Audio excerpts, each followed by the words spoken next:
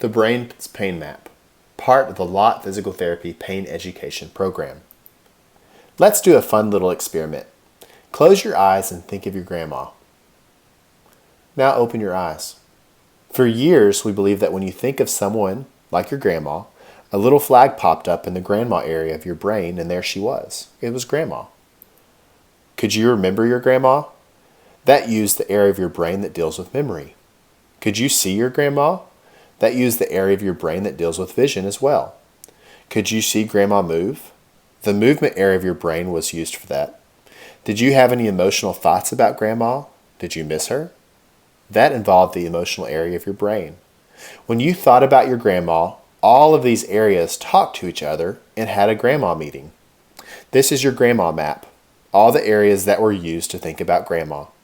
Every grandma map is unique, just like every grandma. Here is a brain scan of a patient with ongoing pain. In the first row, the patient is resting. In the second row, the patient moves her painful back and we see a lot of red blobs. These blobs show the areas of the brain used to process her pain experience. This is a pain map, similar to your grandma map. Just like your grandma map, your map shows all the areas of your brain used to process danger or threat and your pain experience. When you experience pain, areas that usually perform other tasks are used to process pain.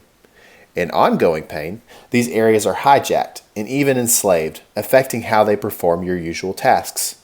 Your brain is very worried about you, which keeps it very busy with pain. Another way to think of it is an airline map. If you map through any airline magazine, you will notice the map showing where the airline flies. With all the areas in your brain processing danger messages, you have developed something similar to an airline map in your brain. It is important for you to know that just as in real life, people fly different airlines. Each person that experiences pain uses similar areas of the brain, but the pathways are different. Pain is individualized, which makes it hard to treat. You need treatment tailored to your pain. Many non-pain issues are due to areas of your brain being involved in a pain meeting. If your muscle area is in a pain meeting, you might have problems with muscle activities. If your focus and concentration area is in a pain meeting, you might have problems with focus and concentration.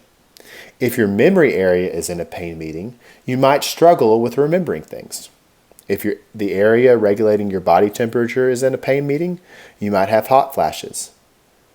One last example, if an area regulating stress chemicals is in a pain meeting, you might experience more stress and anxiety.